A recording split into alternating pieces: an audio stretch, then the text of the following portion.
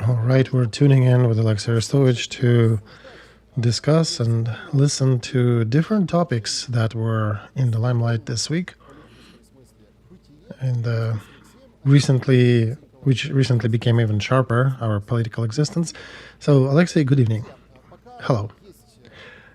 Friends, while you are still gathering to our stream, let me interject a couple of words here that our stream is going to be published in two channels, Alexander Shelest and Alexey Arestovich. Side note, of course, on private here station. And that you can see a QR code at the bottom of screens. You can log into those channels to ask questions for Alexey. By the way, you can ask questions on the private here channel as well. We will forward that to Alexey and Alexander for next week. And it is important to mention that if you want to support our work, please click like and subscribe. This is very important. Also, a note to Ukrainian viewers, since Alexey is now sanctioned by Zelensky administration, here are some instructions for YouTube where you can change your country of locale from Ukraine to any other country like Uganda or states or whatever you want. And it pertains to Alexander's channel and also pertains to Alexey's channel, I think very soon, because he is also under official sanctions by Zelensky now. Well, these are the times, rather harsh. And as always, in our stream, we start with questions that we asked in our chat at the very beginning. What motivated Zelensky to implement sanctions against Alexey Arestovich? And I put 4 things that I thought of: fear, calculation, envy, or anger. And we'll let our listeners to comment on that. This week we've heard a lot of other commentators talking about you being sanctioned, but I want to hear what do you think, Alexey, about this. Well, Alexander, I think it's calculation. Calculation for what? Well, look, they already implemented sanctions against Poroshenko, ex-president, against Klitschko, mayor of Kiev, and against me now. That shows that elections are probably going to happen and we're pretty close. Secondly, it shows that Zelensky is trying to build what is called in political science a personal dictatorship by cutting off any other candidates who could have rival or contest his candidacy, and he's using illegal measures to do that, which by default slap a huge minus on his actions, because in politics it doesn't exactly work like an administration. So it does turn electors away from him. And it does also indicate that he's preparing very, how should I put it, very wrong election process. And on one hand, it's great because it means that there'll be likely a ceasefire or end of the war for that. He would not be conducting elections while the war is still going, most likely. But on the other hand, yes, he is probably going to violate the process of elections and allow him to affect that process and affect the rights of people, of Ukrainians, prevent them from having certain rights guaranteed by Constitution, and prevent them from being able to defend their freedoms, their companies, their businesses, their livelihoods. And he is essentially excluding from the public media by these sanctions, by banning us from YouTube, Poroshenko and Klitschko, who are in political conflict with him. And me personally, I promise to put him in jail for a life term for all the violations that he's done to Ukraine. So it's understandable that he is pretty angry and calculated about me. Some of his opponents are already in jail. We know that. And by the way, I wanted to mention how many of the grant recipients being giddy and dancing on the bones of names of political opponents of Zelensky. What do you think about that? Speaking about yourself, for a long time there were some legends that Arestovich is the agent of the Bankova Street and he's just playing against them, but in reality he's playing for them.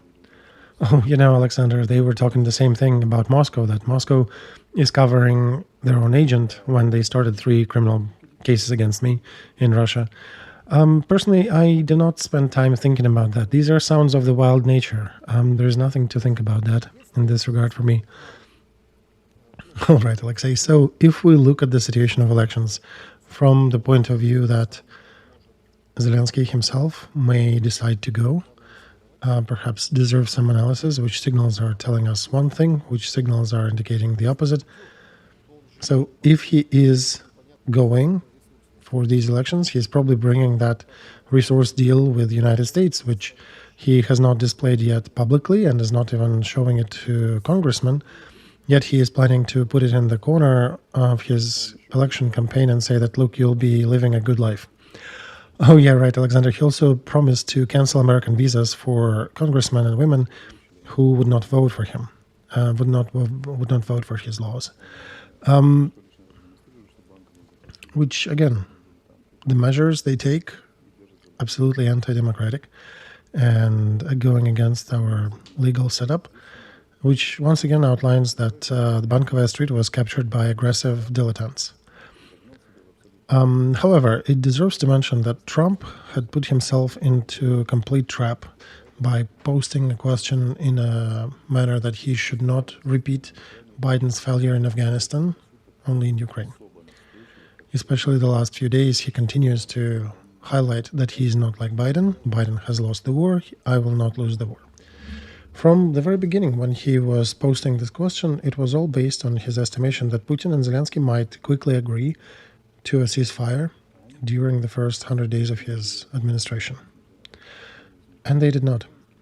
Today, we're talking about, hearing about Putin and Zelensky hating each other and peoples hating each other. But let me post a question. Where is the key to stopping this war? This is the question to those viewers who like to think. Is it in Kiev, is it in Washington, or is it in Moscow? My answer is simple. It's in Moscow. Trump has nothing to do with Putin and his desire to continue the war in Ukraine. Even if he slaps some 500% tariffs or sanctions on Russian oil would not stop Putin, first of all. And here we see another signal. Xi Jinping visiting Russia for the Victory Day parade and standing on Kremlin mausoleum next to Putin, receiving the parade. By the way, there will be troops on this parade of detachments that are fighting in Ukraine. If this is not a slap with a cold fish on Trump's face, I don't know how else to qualify that. Trump was really hopeful that a quick push to get Zelensky and Putin to the negotiation table will work, but apparently he figured out in the process that neither of those wants to negotiate. And now he's dependent on both people because of the promises he's making and the highlights he underlines. And the result of that very inaccurate, very careless, I would say, entry into the funnel for Trump are pretty grievous. He doesn't really have much runway now. If Putin refuses to commence ceasefire action, and if he has at least one support of China, he doesn't even need anybody else's support.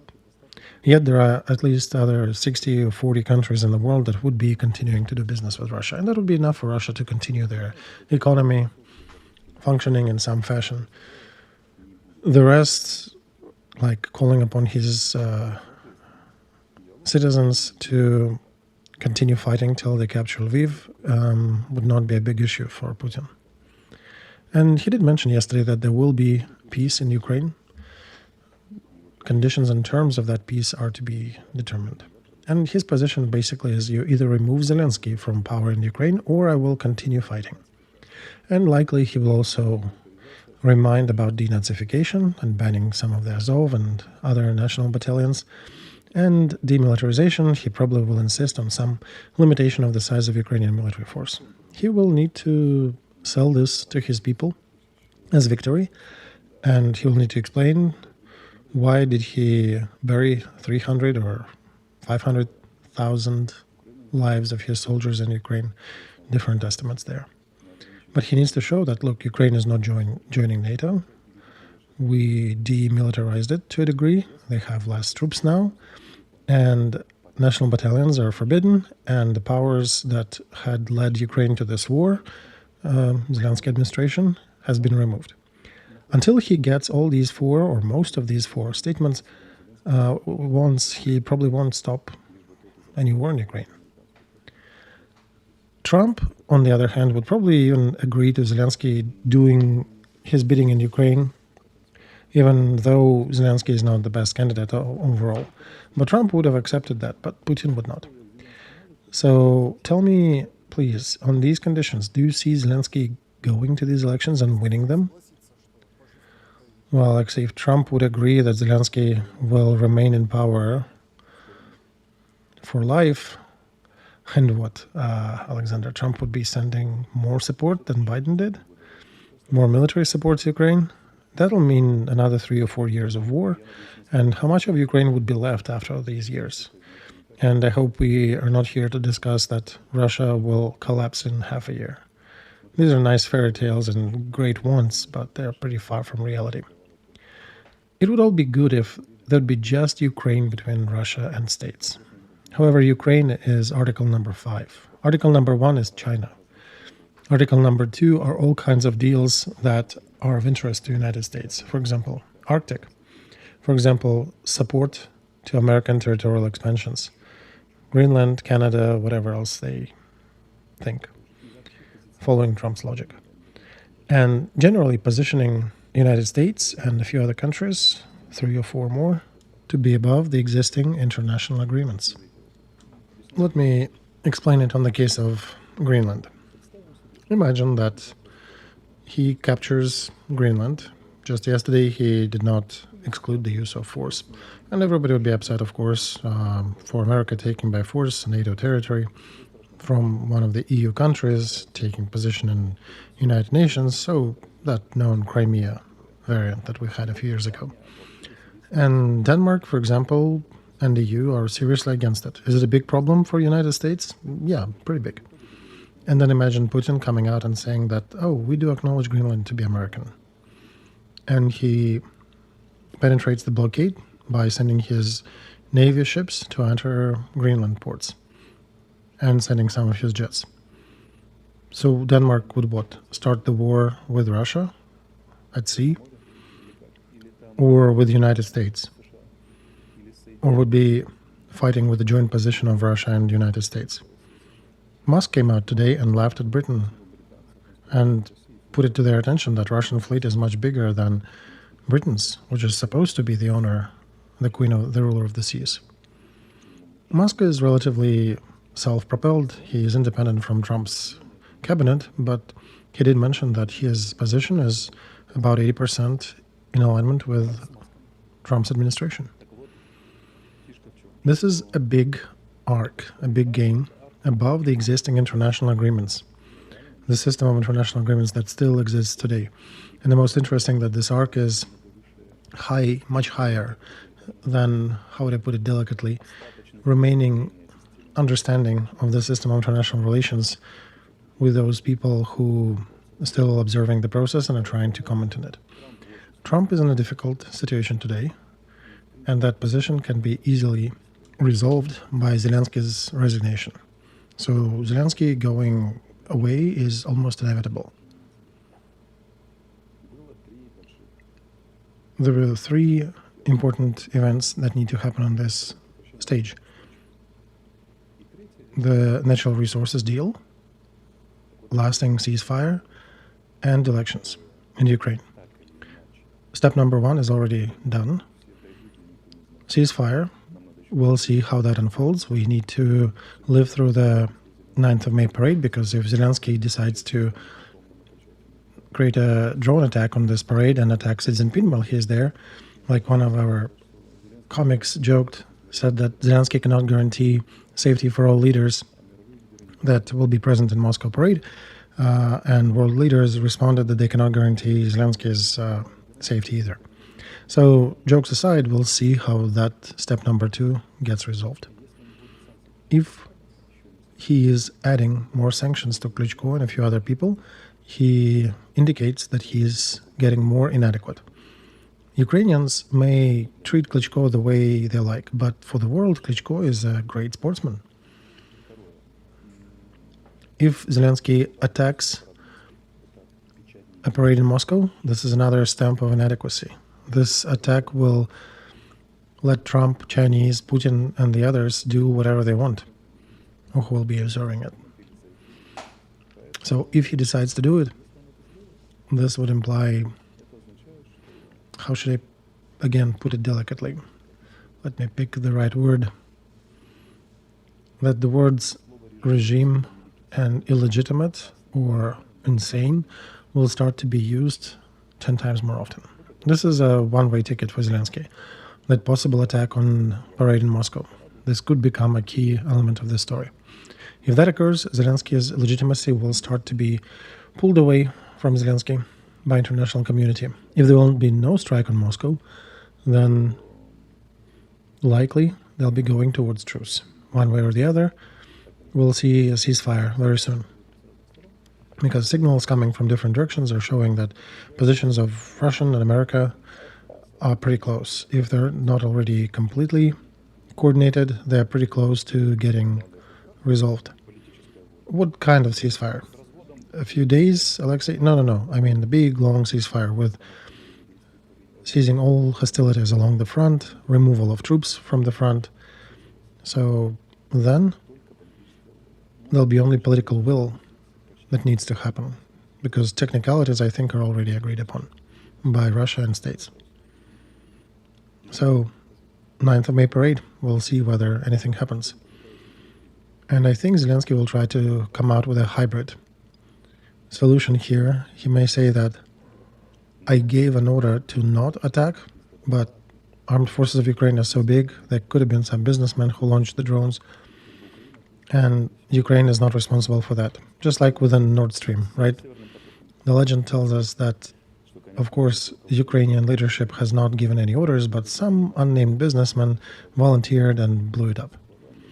So I'm not talking about the truthfulness of this story. I'm talking about the scheme that might be used to proceed forward. That's why when you and I will be talking the next time, we'll already know where the whole shebang is going to next Monday. Friends, once again, don't forget to click the like button, check if you're subscribed or not. This is very important, non-monetary way to support us. And if Alexei's channel is not functioning where you're watching, don't forget to change your country of residence on YouTube or use the VPN. Because Zelensky is using all ways to sanction all voices that he doesn't like hearing. Alexey Nikolaevich, so maybe let's look at the 9th of May holiday as a key to the process. Because Zelensky is also pressuring himself in the corner and announcing this 3-day ceasefire for the 8th, 9th, and 10th of May. Sounds like an exit from this difficult situation, because if he agrees to these 3 days, then no provocations should be happening. Otherwise, provocations likely may occur on both sides, and everybody is talking that Russia might also attack Ukraine. What kind of Russian provocations do you mean, Alexander? Well, people may come out and say that Russians provoked. Oh, you mean they attacked their own parade? Sure, yeah, the enemy's flag, etc., special operation. Alexander, this is beyond the scope I would like to discuss. This is kind of getting into the land of Imaginarium. We'll leave it to the sci-fi authors who love fantasizing. I love sci-fi. I like voicing over sci-fi stories, but limitless fantasizing is not the scope of my work. So, do we need to agree to Kremlin ceasefire? We probably should not be attacking the parade in Moscow on that day. We should not be attacking the heads of different countries, including China and 10 or 20 other countries that will be there. If you're attacking Russian troops, that's one thing. But if you're attacking the holiday where foreign dignitaries are present, that's a whole other story. And that's the thought Zelensky has. He wants to break Russia's parade on the 9th of May. Could you imagine Chinese reaction if Xi Jinping gets attacked as part of this parade? As somebody present there? What reaction do you imply, Alexei? We are talking that Trump cannot do anything with Putin. It's difficult for him to do something with Zelensky or anything with Zelensky. Oh, no, he can do a lot of things with Zelensky, unlike with Putin. Zelensky is at the helm of the plane that Trump wants to land or bring down. That's why for a while he will try to handle him delicately, but everything has an end. And at some point his patience will run out. Tucker did call Zelensky a murderer, basically directly, and there are other remarks from other senators with the same tone. Now, what Trump can do, he can change the pace of supplies to Zelensky. And by the way, China reacting to Zelensky's attack on the parade can also change their support of Russia. For now, they've supported Russia only with dual-use goods. But they could have sent more shells. Imagine China sending 3 million shells, adding that to Russian 5 million and North Korean 3 million. China can do a lot of things, but Trump can do very little in regards of China and Putin. And Zelensky cannot really do anything about China. So let's imagine we're on a different planet. You and I are sitting there. I'm, let's call that Maxim, a literary hero of the inhabited island. And you are, for example, a different traveler. And we're discussing the politics on this planet. There is no Russia, China, Ukraine. I suggest our viewers to think, whom would they, or how would they treat the citizens of one country who decided to attack two other countries at the same time? Their neighbor and another huge country that is unnamed in this case. There is a good saying that I remember from the kindergarten.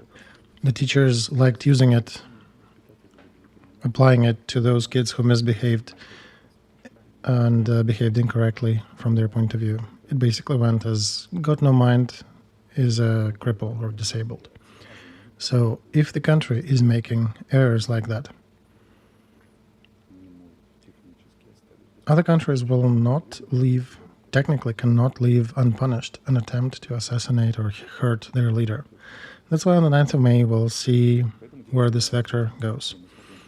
If there would be no hybrid or direct attack on Russia on the parade, there'll be less likely ceasefire coming in the near future. Or there likely will be a ceasefire if something happens to the main attacker. But I want to say, however much Zelensky would be punished for this, the goal of this punishment would still be to bring Ukraine to peace with Russia and Russia with Ukraine. And both China and the United States will be basically pushing the situation for peace. Different strategies, but same goal. And one need to understand that the pathway for Ukraine will be much harsher because they'll have to deal with upsetness of China or United States or some other countries. That's why an attack on parade is also worsening the terms of future peace. And a lot of fallout for Zelensky and his gang, because there will be a lot of consequences to him and his people. And I don't know where is he going to hide after that. What is he hoping for? Especially after he's out of power. But one way or another, it will be pushed towards peace. And okay, it can take some time. It may take another 8 or 10 months to next year's February. But regardless, this situation will be pushed towards peace. And today we already know that technicalities were, for the most part, agreed between the United States and Russia. And there is only a political aspect that is missing from Ukrainian leadership. So next Monday, what will it be? May 12th? Okay, for 3 days already the world will be either abuzz from what happened on the parade, or it will be evolving to a more peaceful solution. For now, we are at the fork. I have a personal question to you, Alexey, as to a military expert. For the last few days on your channel, there are published open appeals and pictures and even single protests of a Ukrainian officer or serviceman who lost his arm. And Ukrainian soldiers are taking off their medals, and they're saying openly that they don't want to serve and to live in the country where Zelensky dictatorship is not letting them express free speech. You have warned Ukraine citizens many times in your streams before, Alexey, that there will come a time when military servicemen will be taking off medals as a protest. I don't know if you presumed that this would be the reason for such actions, but today the Institute of National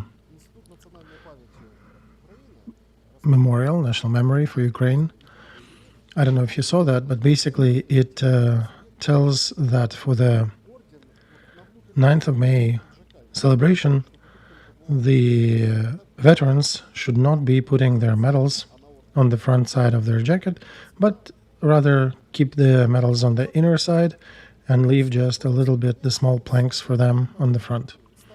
Because the main push in Ukraine is against the Soviet Union past. And most of these medals are from Soviet Union. So I think today's soldiers also realize that maybe 10 or 12 years from now they may have same issues with medals and orders received in this war.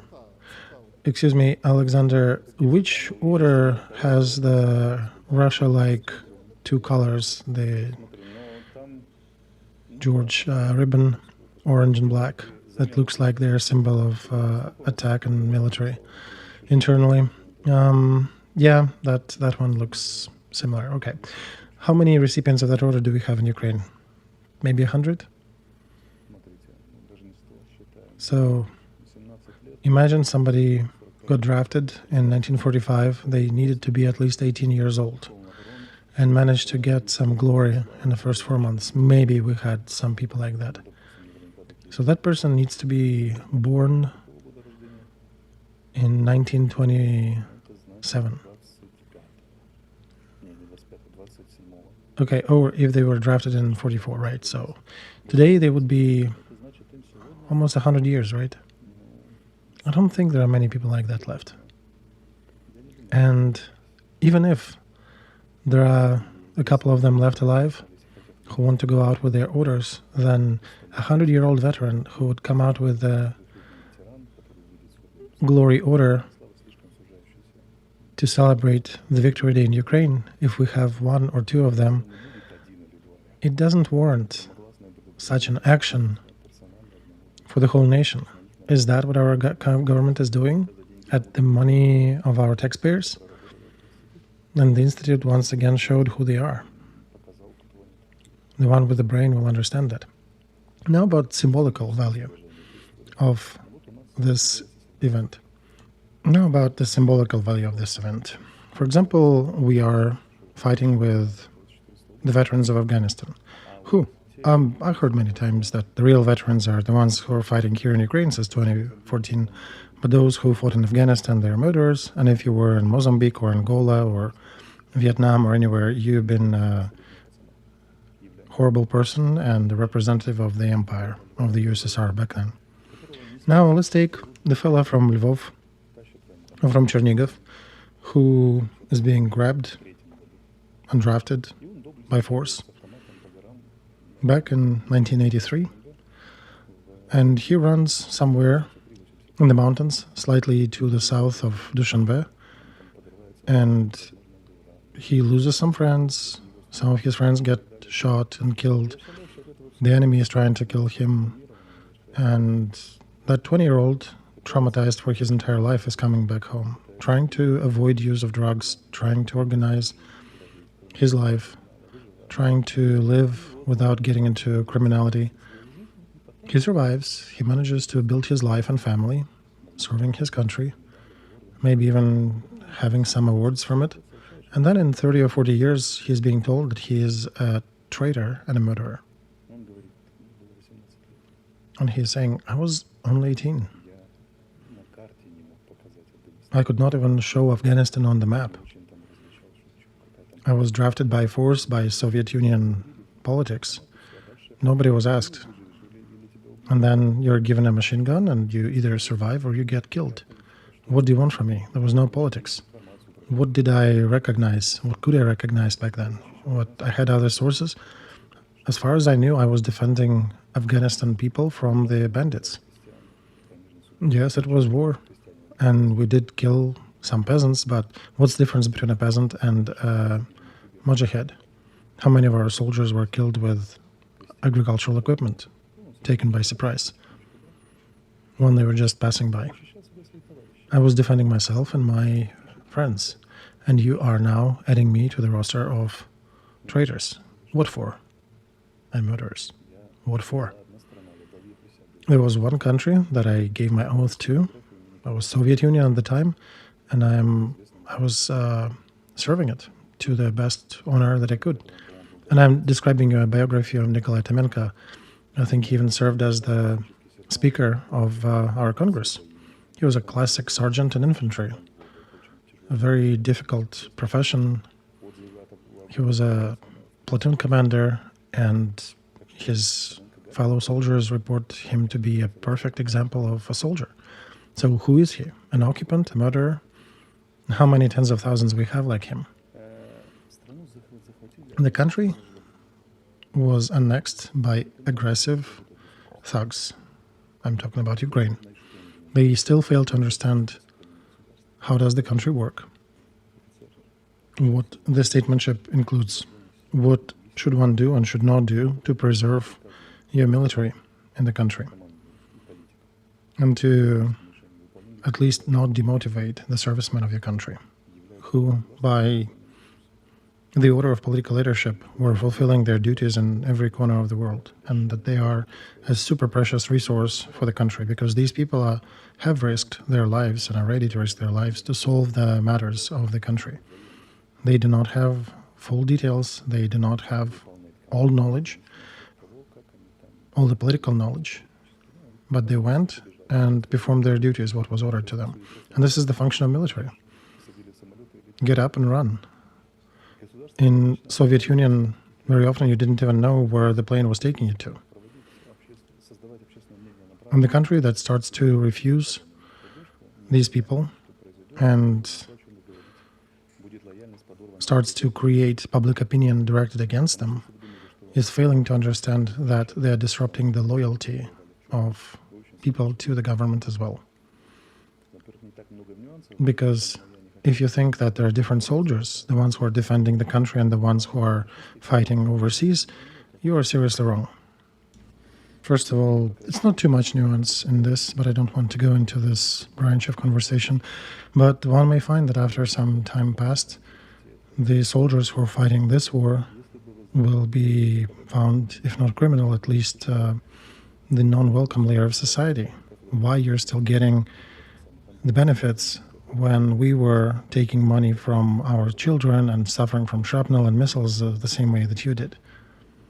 When I was still studying at the military academy, the first year of my studies, the teachers who've been in those Angolas and Mozambiques, they told us a couple of simple things. Each generation has its own war. We've been screaming all around that independent Ukraine is not going to fight with anybody. They said, do not worry. Each generation has its own war. And some of you would have to go through such a war, such an event in your lives. They could not even foresee that most of us will. Second, remember that 3 hours after the ceasefire, nobody needs military. On the third day after a ceasefire, they become a hindrance. A year after the war ended, your veterans and your ex-military are the most not wanted layer of society. This is the price the soldiers pay for defending their country. If you're not ready to pay that, leave now. This is how it works. And It is a natural tendency. This is an escalator that just goes down. You don't need to do anything special for the veterans to feel bad, to get in a bad place in their life. This is how society works. Government needs to be implementing efforts to stop this elevator from going down. Or if they can, even elevate it a bit. And this needs to be educated in the society to respect people who fought for your country. They fight for the country, they don't fight for politicians. Military do not care what is the last name of their president. They have a mission to defend their country. Those presidents and officials, they change every 5 years. If you serve as an officer for a quarter century, you would have seen 5 or 6 presidents easily. And these aggressive dilettantes in our presidential office and near it, they do not understand that this is how the state system should work. Let's expand it a little. The state, if you do not touch it, do not work on it, it continues to slide down. This is a machine that has no goodness in it. The state is a machine of force that is using force to achieve its goals. And if you just leave it, it will start sliding down. It is heavy as lead, and it will start dragging society down with it as well. In order for society to evolve, it needs to understand the spectrum of threats that appear not only because there is Putin or Xi Jinping or Trump somewhere, but just because the state exists in the shape that we have it. This is like a weight on the neck of society, which is about to swim across a big water. That thing pulls it down by itself. And in order to better it, to instill certain good attitudes to the veterans of wars, to your military layer, to officers and soldiers, one needs to implement specific efforts. We not only do not implement these efforts, we have a central signal, a very popular phrase, that is using society to suppress certain layers of that society. They're using the other layers.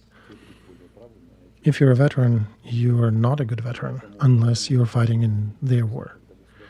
And that likely will repeat with the next veteran. Even if the next war will be for Ukraine again, new veterans will be more right than the old veterans. This can only be stopped by one way, when the government continuously explaining to the society that all veterans, all soldiers and officers are our people who are defending our country. We do not have good veterans, we do not have bad veterans or wrong veterans. We need to allow them to wear all kinds of orders and medals. And the country needs to continue working with the system of education, with movies and theater, to instill certain attitude of support to their veterans. And it starts with the head of the country, the head of ministers' cabinet, the head of Congress. They can be terrible people, but they need to continue instilling such attitude of respect to military personnel and to veterans. Today, Zelensky met janitors in parliament, right? Let's bring it. Here is that picture, right? You can see it on the screen. Let me ask you, how many times did he meet with Afghanistan war veterans, with the liquidators of Chernobyl disaster consequences? I don't think he ever did. I don't think he even met with the veterans of the Second World War, the very few who are still alive. Back in my days in the office, I implored him to build good relations with the church. When I came in 2020 to the office, it was a 10-year anniversary of Catholic Church saint in our country that we brought to a certain status. I suggested President to send a telegram. Don't even visit them, send a telegram. President responded that he does not inject himself in the actions of church. And after 30 minutes of me pushing and pressing on every button I could in the office, they finally agreed to send one telegram. This is how hard it is to get to them sometimes. They fail to understand that while the military servicemen are serving, they need to be protected by their country. Nobody needs them in peacetime, however, and treats them very often like trash. And after the war is over, they're being treated as aggressive trash. And that's, I'm telling you, as the cadre military. Unfortunately, that can be changed only with a system of systemic policies. And for that, you cannot create veterans of the first grade and second grade. And our leadership currently fails to understand that. All right, another illustration to understanding what is our country. Those pictures with janitors were pretty entertaining, by the way, to see as, hey, president is with people. And he's meeting with students, and he's promising that they will create certain hubs to support Ukrainians overseas or in the other countries. Oh yeah, by the way, another matter for elections. For 3 years, his office was spitting in the direction of every Ukrainian not inside Ukraine. And suddenly, what changed? He's talking about creating certain hubs and support for Ukrainians overseas. What happened? Another illustration for today, that video, this is Mariinsky Park. All the approaches to Congress are barred with barbed wire. When I saw that, I thought, this is not here. And then, no, this is the places I know. What does it mean? Listen, in psychology and intelligence service, there is a rule that I keep teaching. Everything that will be already is. You just need to notice small things and notice them when they happen. I try to show that to my students how it works. The moment the voting started about expanding capabilities of presidency, of his authority, and using certain special forces on the protesters, that was the canary in the coal mine. Now it's already growing as the avalanche. And we're seeing the barbed wire and additional protection and separation of power from people. Trump recently did mention that I can name who blew up Nord Stream, and it was not Russia. Right? Interesting note. We'll see. We'll see where it leads to. All right, yes, we are observing, indeed. Friends, we have 21,000 people watching on my channel, 47,000 watching stream on Alexey's channel. Do not forget to click the like button and write us a question, what you think. This is important. Your like and commentary. This is a good practice. Please do it. Alexey, what do our leaders do? Today, we see the interview out of the blue, Syrsky interview, who is saying that Kursk incursion was a big success, and that ours are now attacking Tyotkina. This is another border settlement on the Russian side, and sent some equipment which was burned by Russia, and they said that they neutralized certain UAV outpost, or it was destroyed, very proudly reported that. And everybody is trying to guess, what was that operation towards Tyotkina? Is it another information reason before the 9th of May and Victory Day? Attempt to score some points that quite failed? What is the origin of it, or the reason for it, if the situation is rather difficult on many other sides of the front? All right, Luke, the way you are posting this question, not to attack you, but you're rephrasing the question that is being pushed around in the society in Ukraine. The way the question is put is once again outlines that the government tries to think about its people as idiots and is trying to use propaganda to form basically a jelly out of their brains. It is the same as story that we somehow shot down 2 Russian jets with our UAV. And there is a whole wave in the social media that it's not just 2 jets, this is a super event that will change the whole thing.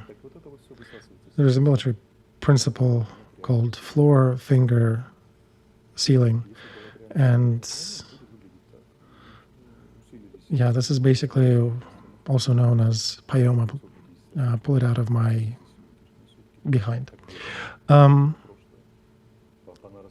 So Russians have exacerbated their attacks in the recent days, over 250 attacks on us in the last couple of days.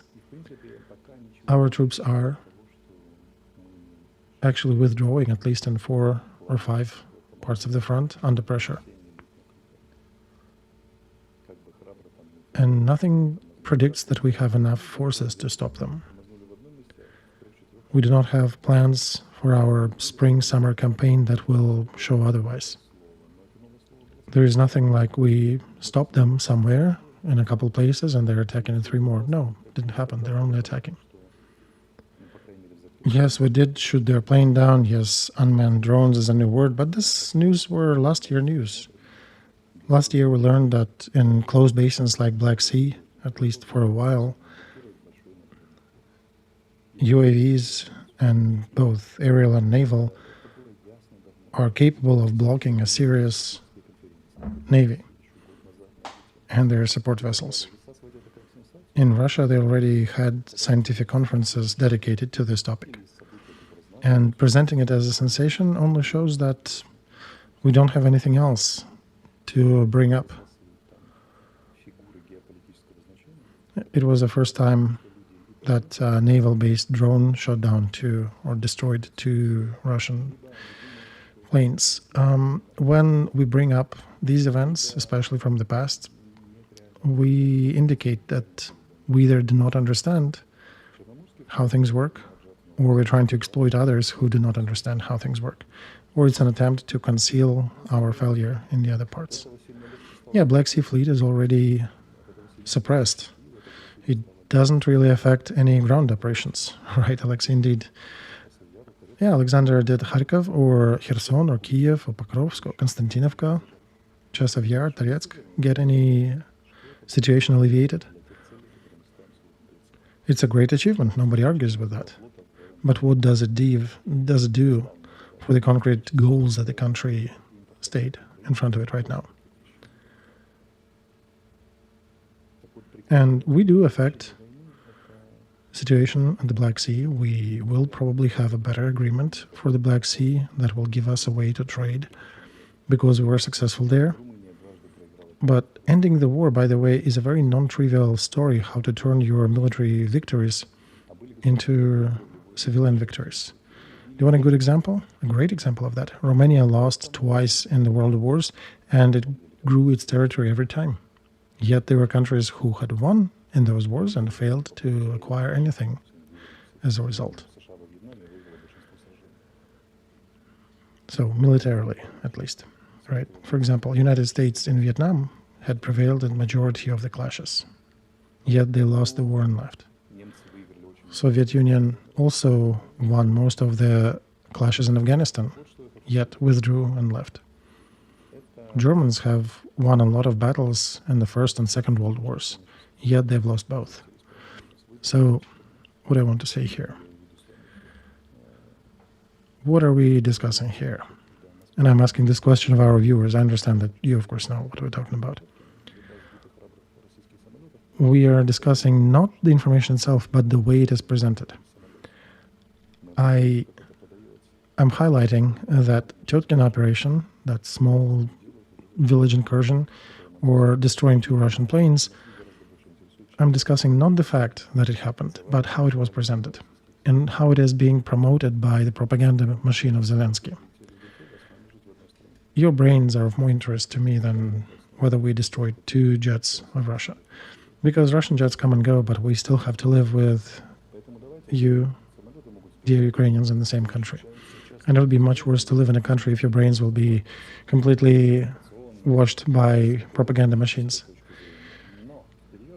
So let's separate the events of capturing certain tactical outposts on the front with, or from rather, big trends. If Zelensky decides to strike the Red Square in Moscow on the 9th of May, trust me, all these Totkin operations and anything else that we may have trumpeted will probably be annulled to such a degree that we'll regret a lot of them. As for Syrsky, he is not independent. He only reads what is being told him from the presidential office. They use him as a parrot, as a talking head. And they use him as the plug-in for the gaps in the information politics. So that you understand, everybody lives there according to the principle who sets up whom. Why, Alexei? There are so few of them. Why are they doing it? There are like 5 or 6 managers around Zelensky, right? Effective managers, as they call them. Well, Syrsky is not one of his from the local circle, from the closest circle. Same as Maluk and the others.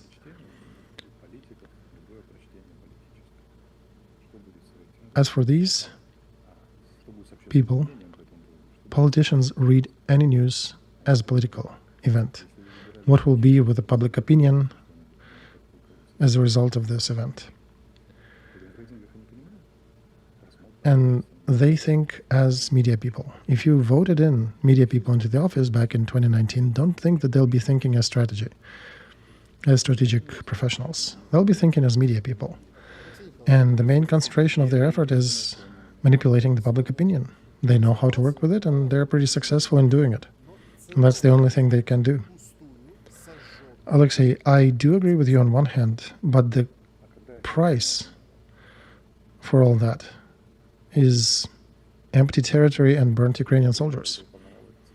Alexander, when did that price scare them or concern them?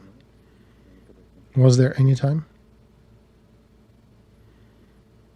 Did they suddenly change? They never were interested in that. Yeah, about Totkin operation. Why did I bring this map? I wanted to show here. Look how cynically they present it. And Alexei is talking really correct about the jelly that is trying to be created in the minds of Ukrainians. Look, here is Totkina on the map in the top right quadrant.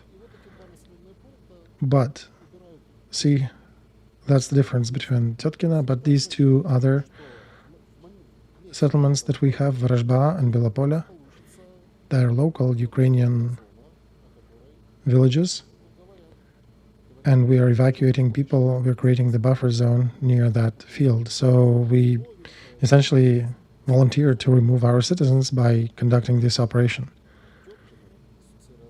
And you can look at the other parts of the front. You can see some gray zones near Suja. So we are approaching Sumy pretty close. Do you think that Sumy is already in the threat area as a result of these bright media campaigns? Look, why are the Koreans in Kursk district? Not somewhere, but Kursk district. Because Russia did not have free forces to plug this incursion with their own force, to remove Ukrainians from their territory by the 9th of May. If you notice, Koreans were not used anywhere on the Ukrainian territory. They were used only within Russian territory proper. They were used as the friendly force to liberate the territory of their ally. Now, if they withdrew or performed the border protection duties in that area, then where would Russians find forces to create certain threat for Sumy? If they had some forces and, they even did not have forces to kick us out of that little village incursion, how will they go to Sumy? They will, of course, create certain operations, but in order to develop a serious Sumy operation, they would need to bring a lot more troops. And they're already causing us to hold enough forces in this district. So I do not see them seriously attacking Sumy because they would need 30, 40, 70,000 group there. So you think Koreans will not be sent to that? Well, that would imply a very serious change on the intergovernmental level of relations. Perhaps if we attack, if Kiev attacks Moscow on the 9th of May, if Kim Jong-un will be there at the Mausoleum Tribune on the Red Wall, Red Square, do not see that happening. They use them only in Kursk. I don't see they have enough foreigners to, or they want to bring them into the actual fight on our territory. All right, another thing I wanted to bring up today, this is our critical approach to Dnipropetrovsk. Here is the border with the Dnipropetrovsk region. Here's where Russian troops are going. We can see Kotlerovka, they already are in, and this is basically next to the border. This is already almost Dnipropetrovsk district. Do you think they will continue rolling across the Ukrainian territory into Dnipropetrovsk region? Will it change? Will it? Do you think it is part of their plans for Russia? Dnipropetrovsk region was never acknowledged before in Putin's speeches. In order for it to be added to the fold, there need to be serious factors. And that would change the situation. Technically, they can come to the border, and they can even continue going for 3 kilometers after and use that as propaganda, as part of their victorious relations with the media, but only for tactical situational awareness. I do not think that any serious politician in Russia, Putin or Peskov, will be announcing Dnipropetrovsk region, because in order to do that, they would need to review the goals of their operation, of what they're fighting for. And I don't think they're in a position where they're ready to change the goals of this war. It is usually Zelensky's purview to jump from one strategic goal to another. Other people usually follow through with what they've been building. And one more commentary I want to bring here. I want you to comment on this protrusion, on this semi-cauldron that we can see near Konstantinovka. Pokrovsk is very close to the battlefront. Some sources are telling that situation is pretty close to collapse of the front. Probably pessimists, according to Zelensky. This is a psyop, but you can already see the drawing of another encirclement here. Okay, so let's go with the plan. What is happening on the front? There is still a threat in the direction of Sumy. It still is part of the general vector of Russian push. Some Great Burluk offensive operation, the east of Kharkov. That needs to create a certain purge for them in order to conduct operations down south. They need to reach Izum in their planning, near Slavyansk and Kramatorsk, and Konstantinovka is another interesting story. If you look at Konstantinovka and Pokrovsk connection, this is, Constantinople, there is another small village. This is an attempt to encircle Pokrovsk from the south. Russians, after some tactics they've used in 24, tried to create bigger pincers than they did. So that implies that they're feeling their capability, organizational, numerical resources. They also pushing towards Kupiansk and pushing towards Oskol. They're intending to separate our group in two and press it to Donetsk River and to close that perch at the bottom of the map of this one that you're showing now. This will not be a fast move, a fast operation. It will take them some time, if they're even successful. The logic here at Torsk is to go on the border of Kharkov and Donetsk regions to Syrsky Donetsk, and they are creating two cauldrons, as you can see, splitting this group into two parts. Syrsky protrusion, they moved to Belogorovka and Serebrenka and have partial success. And now Konstantinovsk direction. I gave a ballpark review over, now more details here. It's a key point. I usually kind of glance over the whole picture at first and then deep dive into some elements. So they're trying to get to Konstantinovka. There is a minimal motion near Chasov Yar. There is a small success near Toretsk and New York Sherbinovka. Less active towards Vinograd, but New York and Sherbinovka, they definitely have some motion there. And in Zaporozhye, they push towards Bogatyr and Kamar. That's to the south of Orekhova. So overall, the main directions are Sumy, Kupiansk, Konstantinovsk, and a bit to the south, Pokrovsk. But Liman likely will become hot in the next few weeks because they're concentrating forces there and they're working to create another cauldron there. So we, of course, have successfully shot down 2 of their jets, but overall the picture on the front is less than inspiring.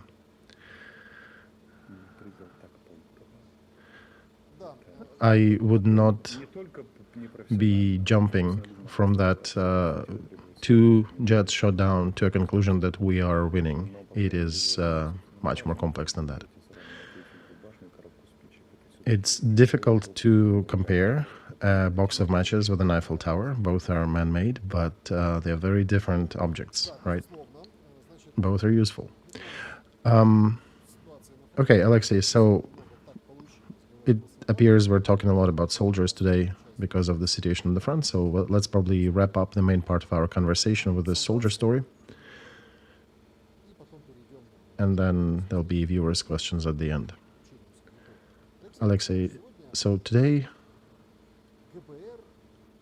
Internal Security Service of Ukraine have arrested a certain battalion commander who was taking 40,000 out of 100,000 pay from his subordinates. He made about 1 million hryvnias in the country, where we have apparently 17,000 millionaires. They're not connected, but it kind of makes you smile, I guess, when this news are published next to each other. Some commanders at war figure a way to become a millionaire. So he was arrested, the bail is set at 18 million, and this is the soldier story. Unfortunately, Alexander, this is a rather wide practice in the defense forces of Ukraine. Positions, time on position, time of leaving position, armaments, different things are and can be bought. In some detachments, it is frowned upon. So it is not a complete blanket statement that everything in Ukrainian armed forces is like that, but unfortunately that practice does exist and the fish rots from its head. So if you can buy things in the Ministry of Defense and presidential administration level, then of course puny battalion and company commanders and platoon commanders, they are figuring ways out to prosper. But the fish rots from the head. It's not my invention, this is an old wisdom of people who observed life and made conclusions. Corruption always starts at the top. When somebody gave $100 to get a seat, get a placement for a kid in the kindergarten, that's not corruption. Corruption is when that is done on the level of president and leadership. And at some point, even the most honest soldiers start asking questions. I'm shedding my blood here and losing limbs and fighting on the front, and I'm not getting paid. And I see some people getting huge profits from this war, and then it starts. And it starts easy with something like, well, real soldiers are fighting, I'm not going to take money from them. I'll take money from those who don't want to fight, right? Why should they be getting the war payments? Let's limit them, because they don't serve at full force. And then it starts going downgrade, little step by step. As I said, life is an escalator. Aristotle said that a human cannot be like an animal. A human is either much better than an animal or much worse than an animal. The cat doesn't need or doesn't have any problem to be a cat. But for the human to remain a human, you need to make a lot of effort. You need to take a shower, brush your teeth, clothe yourselves in preferably clean and ironed clothes.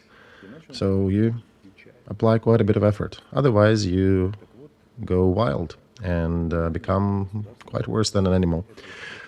And government activities are much worse and much more prone to sliding down on that escalator. And if the society fails to observe and monitor and control these functions, then entropy and sliding down to complete and utter shithole is inevitable. End of the first hour.